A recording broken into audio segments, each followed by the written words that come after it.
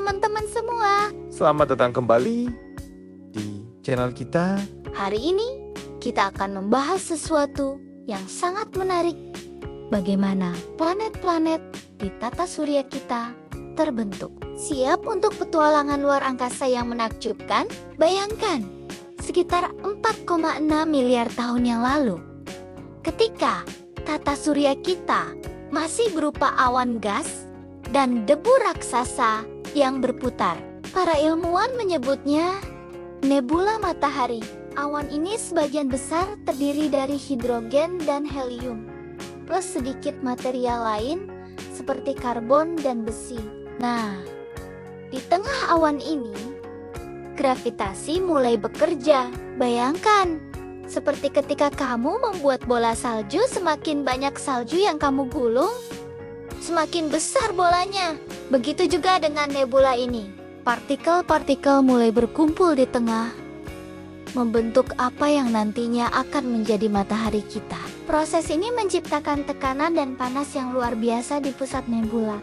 Semakin banyak material yang berkumpul, semakin panas pusatnya. Akhirnya, ketika suhunya mencapai jutaan derajat, reaksi fusi nuklir dimulai dan boom! Matahari kita lahir. Tapi bagaimana dengan planet-planetnya? Material yang tersisa dari pembentukan matahari tidak diam begitu saja. Mereka terus berputar membentuk cakram protoplanet. Bayangkan, seperti pizza raksasa yang berputar di angkasa. Di dalam cakram ini, proses yang sama terjadi dalam skala yang lebih kecil. Partikel-partikel debu mulai menempel satu sama lain karena gravitasi. Mereka membentuk bongkahan-bongkahan kecil yang disebut planetesimal.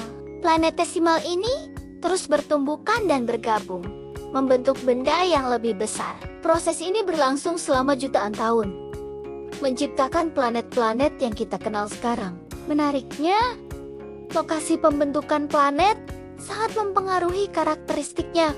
Planet-planet yang terbentuk dekat dengan matahari, seperti Merkurius, Venus, Bumi, dan Mars. Sebagian besar terdiri dari batuan dan logam.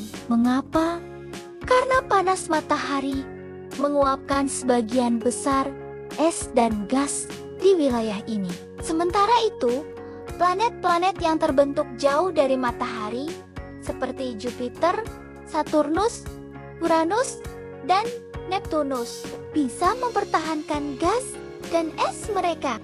Itulah mengapa mereka menjadi planet-planet raksasa gas dengan atmosfer tebal dan ukuran yang jauh lebih besar. Bumi kita sendiri mengalami proses pembentukan yang unik. Awalnya, bumi adalah bola panas yang terdiri dari batuan cair.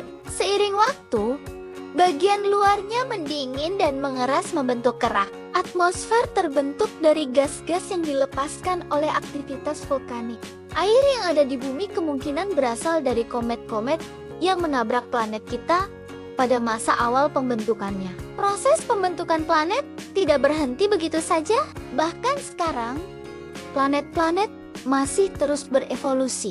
Aktivitas geologis seperti gunung berapi dan gempa bumi di bumi, badai besar di Jupiter, atau cincin Saturnus yang terus berubah. Semuanya adalah bukti bahwa planet kita masih hidup dan dinamis. Yang lebih mengagumkan lagi, para ilmuwan telah menemukan ribuan planet di luar tata surya kita yang disebut eksoplanet.